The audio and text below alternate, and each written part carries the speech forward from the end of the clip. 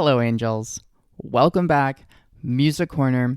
My name is Lavender, and it is time for a long overdue video.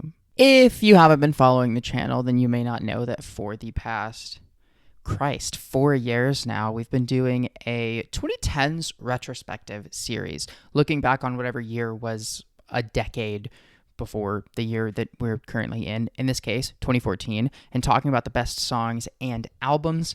It's been really fun looking back on these records. We're really in the thick of my discovery period musically, and revisiting some of these albums and seeing what holds up and what doesn't hold up has been really fun. It used to be on a pretty tight schedule, but I moved last year and that fucked everything up.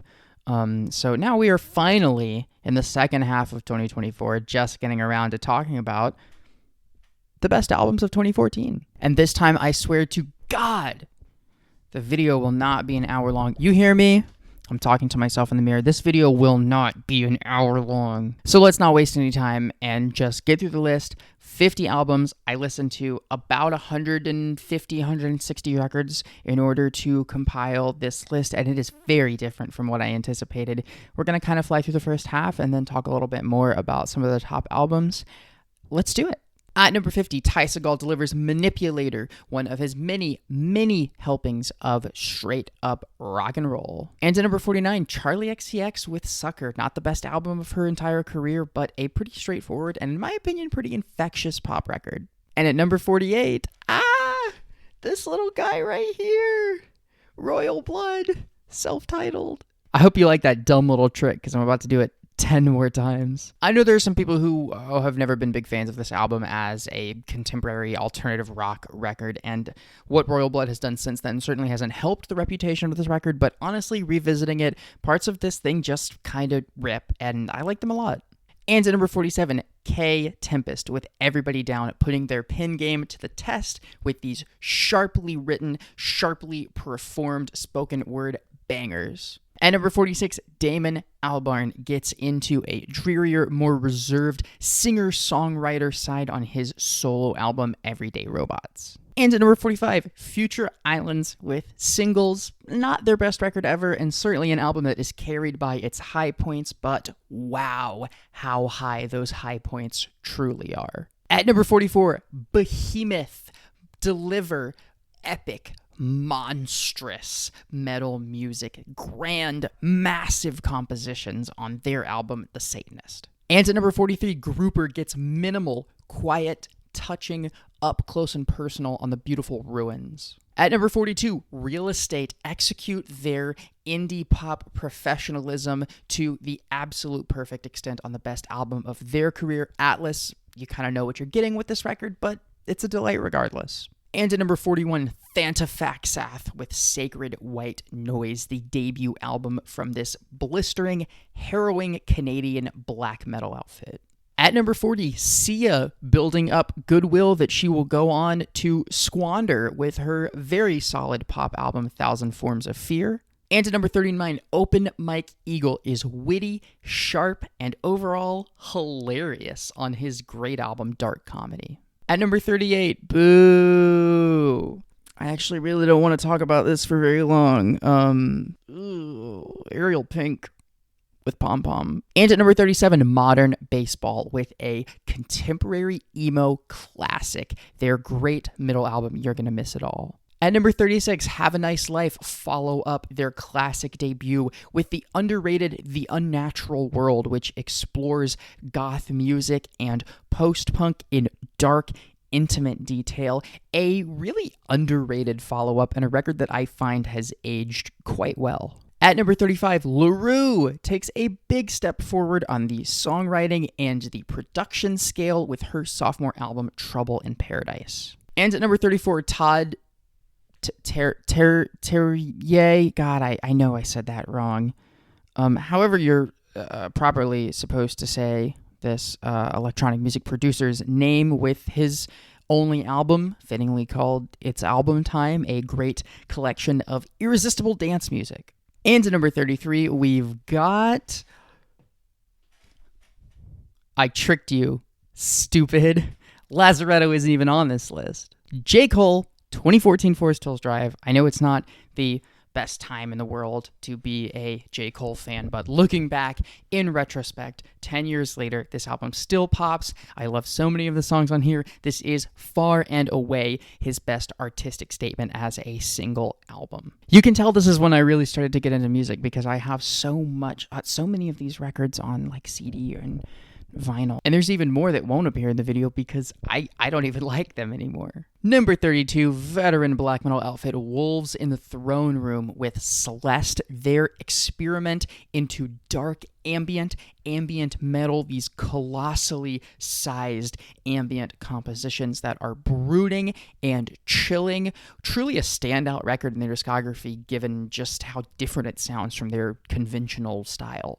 And at number 31, one of the biggest growers on this list in the decade since it came out, Machine Girl with Wolf Girl, an album that has developed such a beloved reputation among so many microgenres of electronica and underground music and hyperpop music. And yeah, it deserves it. I still like this record a lot. It bangs. It is hard-hitting. I totally understand why this thing has developed the reputation it has. At number 30, The Antlers with Familiars, continuing their gentle, touching, intimate indie folk to not quite its most tragic extent, but a beloved album nonetheless. And at number 29, Botanist with Flora. This unfairly kind of forgotten one-man black metal project that I really like. This highly conceptual album, a sort of misandrist take on what humanity has done to nature, told through this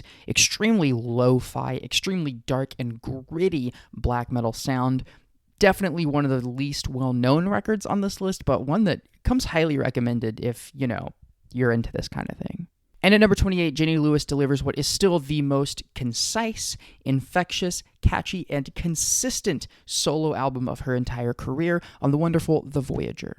And at number 27, Perfume Genius with Too Bright. Sort of a breakthrough record for Mike Hadrius and the continued climb in a career that just gets better and better and better as this decade goes on and is just a few years away from hitting its absolute apex. And at number 26, a record I don't think a lot of people would put on a list like this, but one that I have come back to over and over and over again for a full decade now. Party Next Door with Party Next Door 2. This OVO signed Canadian R&B singer has been kind of outshadowed by The Weeknd for much of his career, but man, for this one moment, for P&D 2, I really think he was in his bag in a way that he hasn't really been anywhere else in his career, and the result is one of my favorite R&B albums of the year. Number 25, entering the top half of the list, Always with their self-titled debut, a less shoegaze-inspired record than some of what they would do that would follow. This is really just a purely jangly, dreamy, and occasionally even slightly lo-fi indie pop record that is so infectious from start to finish. So much love for these songs. They are just cute, sweet, to the point, and incredibly consistent.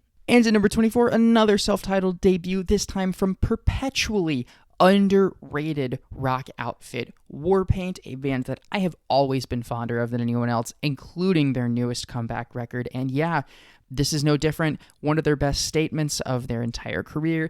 Tight rock songs, catchy hooks, great guitar leads. This is just a wonderful record to listen to from its most muted, quiet, and slow-paced moments to its loudest, most raucous. And at number 23, you gotta say it, she's almost so problematic that she's circled around and become unproblematic.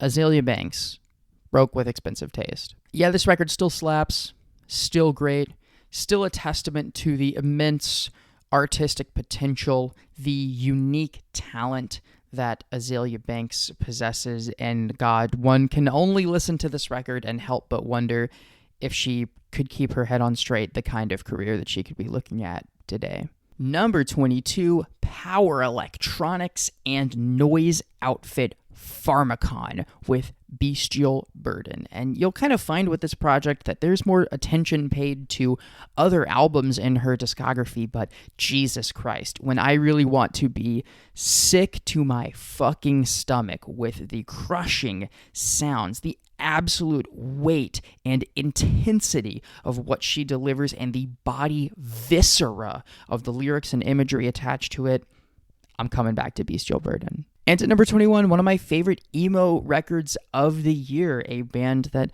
does get a lot of love, but honestly seems more overlooked than they really should be. The Hotelier, Home Like No Place There Is. Sorry, I always put those words in the wrong order. But yeah, this is a fantastic record, a variety of influences coming together to make this angsty but achingly authentic portrayal of emo music that I just love. I love the performances here on both the vocal and instrumental front. This is really a delightful record that takes formulas and combinations of sounds and styles that are proven and just consistently elevates them, does them well, does them better, and it has stuck with me for so long as a result. And at number 20, Tune Yards with the absolutely delightful Nicky Knack, the peak of their jittery, frenetic, unsettled indie stylings with flavors of world music. These songs can be kind of silly sometimes, but God, they are punchy, they are catchy. 10 years later, I am still so hung up on so many moments from this record that are so punchy, so infectious, so much fun. Oh, I love this album. And at number 19, Cloud Nothings with Here and Nowhere Else, the beginning of a transition the band will take into more pop punk and eventually even more indie stylings, but at this step they are still very much a punk rock outfit, and these songs soar with that same wandering angst, that same desire to question purpose and question reason, and they do it with riotous guitar riffs and great infectious choruses throughout this entire album. Still have a lot of love for this record. And at number 18, The Silver Mount Zion triumphantly returning with Fuck Off, Get Free, We Pour Light on Everything. This Godspeed You Black Emperor universe, sort of parallel side project of rotating musicians had been stumbling on for an entire decade in the 2000s, and after some time off, they returned, reformed with absolutely the best record of their entire career. This thing is beautiful, it is touching, it is climactic. It does so much of what Godspeed You Black Emperor does well, but with its very own unique touch. The tracks here that deploy vocals do it in such an interesting, such an angsty way that just cuts through this beautiful, blistering instrumentation and soars over everything. This album soars. That is all I can say. It makes me feel like I am flying while listening to it, and I love that about it. Number 17, what was known at the time as Julian Casablancas and the Voids with Tyranny.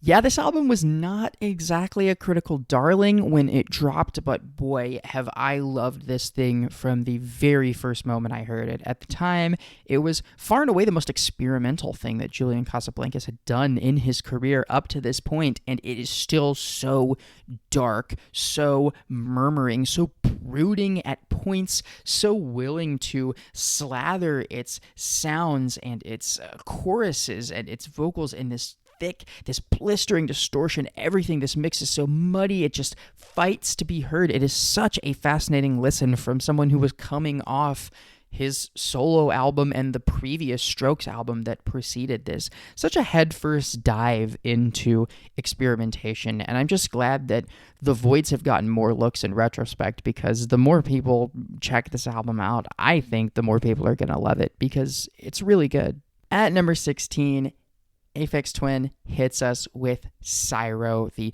comeback record, a decade plus in the making, a very strong return, one that features the same kind of jittery IDM that we had come to expect from Aphex Twin, but especially compared to everything he's done since, this still has a human touch, a breath of life in it, particularly in songs here that make use of slower, dreamier passages on occasion, compared to the extremely robotic, dizzying technical IDM that he has been making in the decades since this record came out. It is really fun to revisit this and feel just how spacious some of these compositions are, and just how much some of these precisely arranged synth and drum sounds have space to breathe. Number 15, A Sunny Day in Glasgow with See You When Absent. It's crazy to think back to hearing this album in like middle school and like early in high school, and just the ways that I just did not understand how special what this record was doing was. I didn't really get the hype at the time, but boy, musical context has just shown me exactly how vibrant, exactly how unique this is as a pop flavored and slightly shoegaze and dream pop inspired little indulgence into some of the most poetic, dreamy, breezy, and blissful sounds you will hear anywhere in 2014. And at number 14, Mac DeMarco, Salad Days, the record that many people still think is his most poignant moment. And yeah, I get it. I like this record a lot. It continues to see him furthering his experiments into sampling and alternative instrumentation from the very stripped down indie and singer-songwriter styles he had began with, and those hints of electronics and psychedelia do so much for this record, so much to add texture and poise to this album. But at its core, it is Mac's sense of humor, his sense of buoyancy as a songwriter and a lyricist, the unsettled wanderings and ramblings of this record that make it so unique and so interesting. And at number 13, terminally underrated Canadian indie rock outfit Ought, with their debut album, More Than Any Other Day. Oh, I love this album so much. No one deserves credit more than they're getting in the 2010s than Ought, and believe me, we will be talking about it more in later videos. Neurotic really is just the best way I can describe it. These songs, they are contemplative, but they are often wandering. They are often angsty, anxious about the world and the self in ways that are deeply compelling, and Tim Darcy is the perfect frontman to perform these songs. His anxious little ramblings, his neurotic little vocal eccentricities make these tracks so dynamic, so unique, so fascinating. His combination of songwriting and performance is truly unique, and why I think this record is worth listening to for that reason alone, but also the way it brings together the sounds of post-punk and contemporary indie music into these bizarre but extremely impressive compositions is just so great. Wonderful record, underrated band. Please do yourself a favor and listen to Odd. And at number 12, Flying Lotus hits us with You're Dead, a continued indulgence into a world of electronic music that is influenced by the sounds of jazz, by the sounds of world music. Points on this record even kind of sound like the emerging footwork of the early 2010s. Such a unique record from someone whose vision and whose willingness to interpolate other genres and styles of music into his smoldering world of electronica has always been so brash, so brave. You never really know what to expect from Flylo, and honestly, that's kind of what I like about this record. And despite all of it, it maintains a pretty cohesive sound palette. This thing is just a delightful listen and a record that I really love. And just outside the top 10, number 11, St. Vincent hits us with her self-titled. The first time that a St. Vincent record really clicked with me in her discography, and it is because she is bringing together the sounds of rock, pop, indie, and her singer-songwriter past together so smoothly. These tracks are so much more vibrant than so many of her songs that preceded it, and her wit, her humor, and her excellent songcraft are heightened so much by the instrumentation throughout this record. It is really a time where she elevated herself from Annie Clark, the person, to St. Vincent, the rock star, and that is exactly how infectious this album feels, even a full decade later.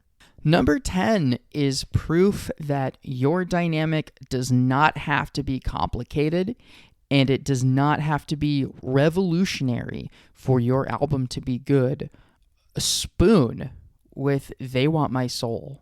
Now, if you know Spoon, you get Spoon. I mean, they're a band with a pretty distinctive sound. It is pretty familiar to anyone who is familiar with alternative rock music. They're Spoon. They are what they are. But man, this is the best they've ever sounded in their entire career. And they do those dreamy, punchy, and unbelievably catchy alt-rock stylings near perfectly from start to finish throughout this entire record. In fact, it's kind of amazing that a band throughout their entire career is able to just conjure so many tight, catchy, infectious songs all on this one album. It is truly the triumph of Spoon's entire discography, and honestly, like a triumph of rock music in general. I mean, this thing is not even close to experimental. It's Spoon. You get what you get, and yet they're just doing it so well, so consistently, and so much better than a lot of their contemporaries, particularly at the time, that the album stands out as, I don't know, I would even say kind of an alt-rock iconoclast of this era of music. At number 9, a band that did not sound too much like their contemporaries, Ice Age with Plowing in the Fields of Love.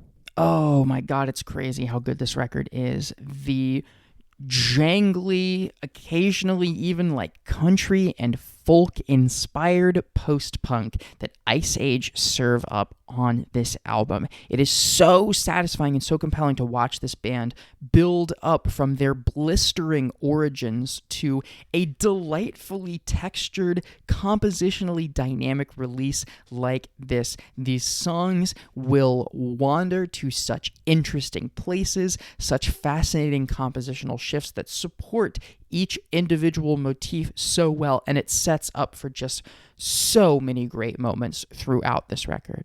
If you've been interested in a lot of the contemporary post-punk of Black Midi, Squid, Black Country New Road, and you have not ventured far back enough to hear Ice Age in their prime, please do it, starting with this record. It is excellent. At number 8, I guess it's time to get out your grill, because we're going dadcore, or at least a band for whom their haters have kind of assigned them the label of dadcore. But you know what? I mean, if you're playing the War on Drugs at your barbecue, particularly their album Lost in the Dream, I'm pulling up. I'm bringing solo cups. I'm bringing chips. I'm bringing whatever you need to that barbecue.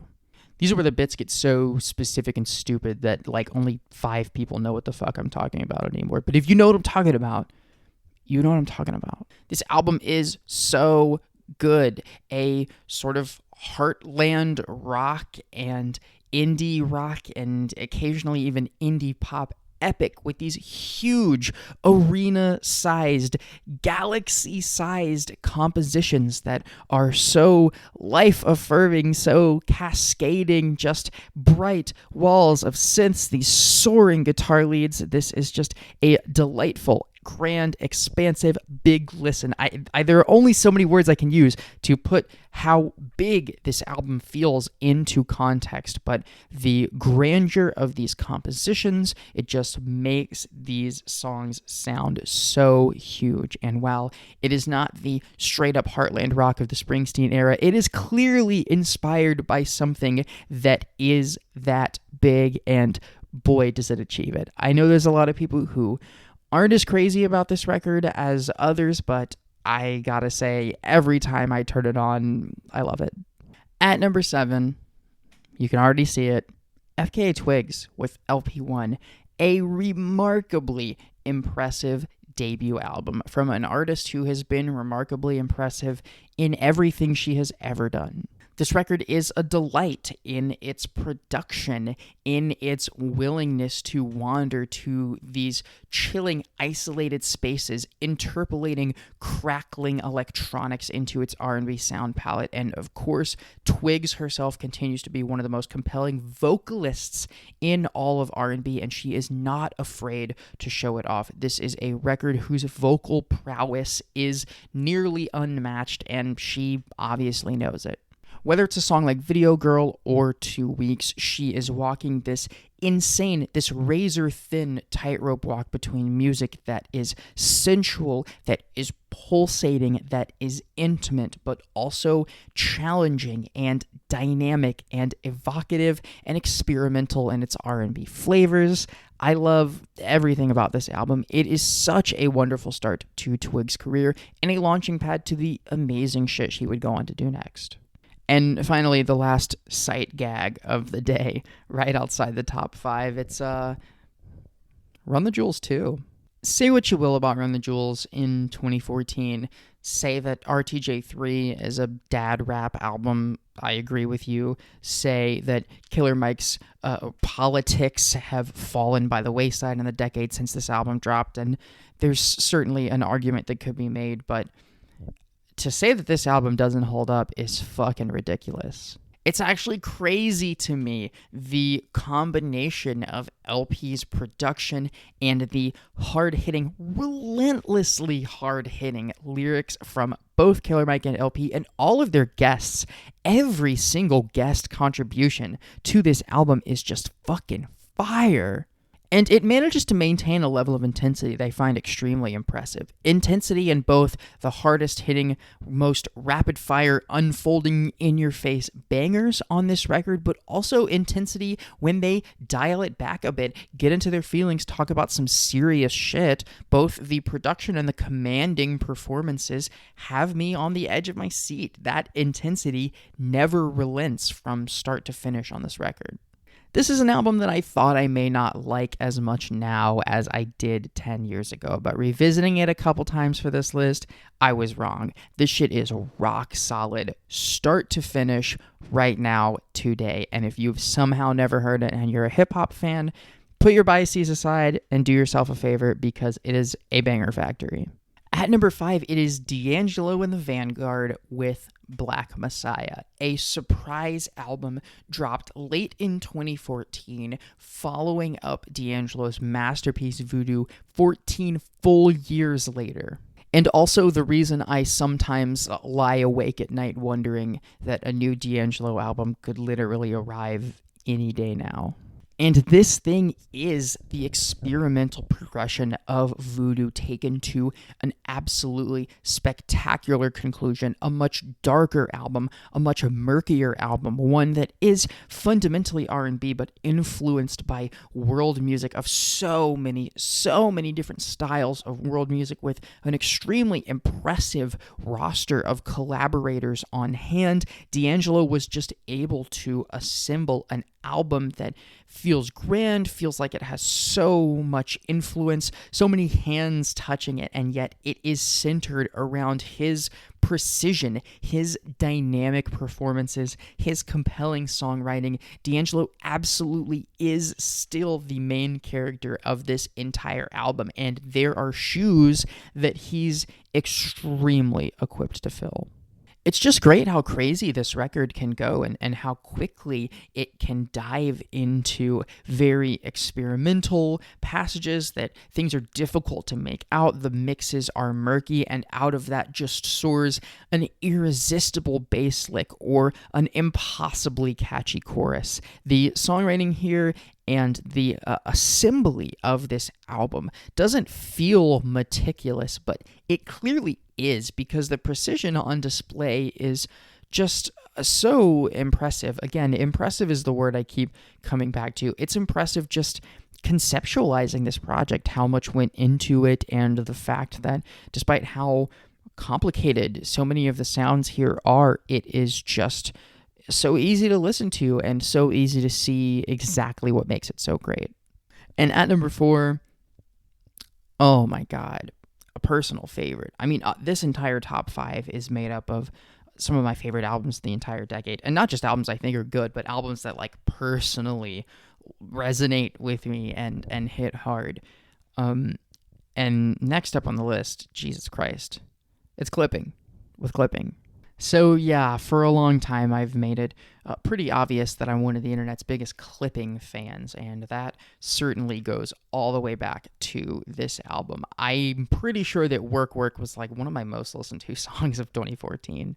Which is crazy because this thing is full of wall-to-wall bangers that I appreciate the insane experimental production of even more now than I did at the time. It is amazing, like a miracle, kind of like a genuine miracle that these experimental producers with a knack for these delightfully textured, distorted, blistering beats managed to meet an MC in Daveed Diggs who is up for any challenge. Last year when I talked about how good Numbers on the Boards by Pusha T is, I kind of centered it around who else could tackle a beat like this. But honestly, that's kind of nothing compared to some of the most insane moments, some of the most unhinged and beyond strange ideas that are tackled on this album. Daveed Diggs really can and does rap over anything, and what he delivers is such impressive storytelling, such vibrant storytelling, lyricism that is not just sharply assembled, and it doesn't just sound good, it tells extremely compelling, fun, sometimes very funny, sometimes deadly serious, but always richly detailed stories. And yet, it's almost like Daveed Diggs sometimes isn't even the main character, as the production and the beats just take over this record. It is a remarkable combination of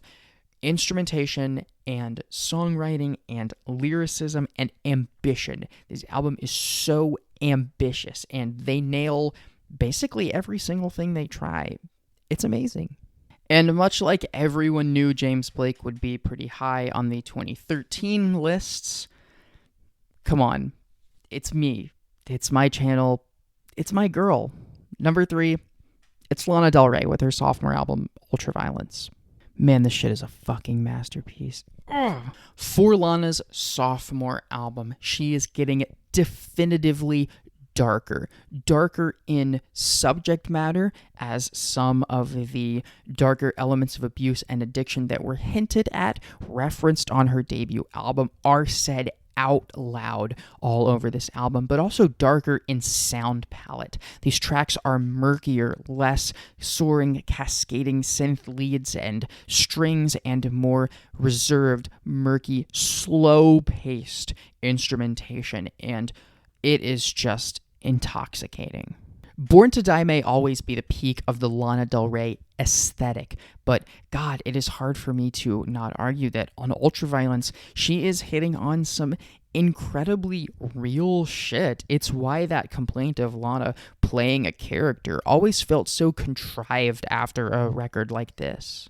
Truly an excellent pop and even kind of indie and alternative at other points album where Lana is vocally in her bag. Some of the best songwriting she ever does is present on this record, and honestly, some of her most iconic tunes pop up here, whether it's West Coast, whether it's the title track, Fucked My Way Up to the Top. You will never forget that despite its darker demeanor, this is extensively true to form and start to finish a Lana Del Rey album. And at number 2, kind of like Spoon, honestly, a hip-hop album that is not revolutionary in any capacity. It is delivering gangster rap, hard-hitting street raps, coke raps over an instrumental palette that is sample-heavy, very vintage, very soulful, tactics that we were even well familiar with in 2014, and yet it just seems like no one is capable of doing them on the level of Freddie Gibbs and Madlib with Pinata. This album is a fucking masterpiece. I don't even feel shy about saying it, and I really didn't anticipate it shooting up the list like this. You know, I've always loved this record, but going back to it and revisiting it, it is just the most all-killer, no-filler album I heard anywhere this year. It has a ton of guests, and every single guest feature is great, and they are all slotted perfectly within this track list. But man, Freddie and Madlib are the star of the show. Freddie's authenticity at this point in his career is truly astonishing. A song like Thuggin' has always stuck out to me for his sort of unfiltered realness, delivery about what rap means to him, what he thinks of it as in terms of an avenue to escape the poverty and the violence in which he was raised.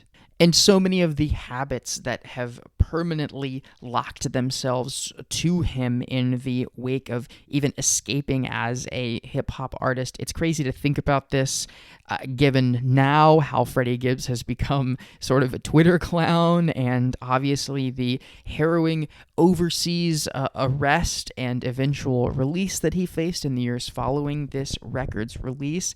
It has just aged like a fine wine. Year after year after year, Pinata continues to be Freddie Gibbs at his rawest, at his most personal, at his most unwavering, and he does it all with his characteristically intense but incredibly smooth performance style. And what can I say? Madlib just delivers up one perfect accompaniment after another for him. The instrumentals on here are rich, they are vibrant, they are soulful. I love everything about this record. It is one of the best rap albums of this entire decade, and I'm comfortable placing it among the best rap albums of all time. So, the thing with these lists is, like, they're supposed to be fun.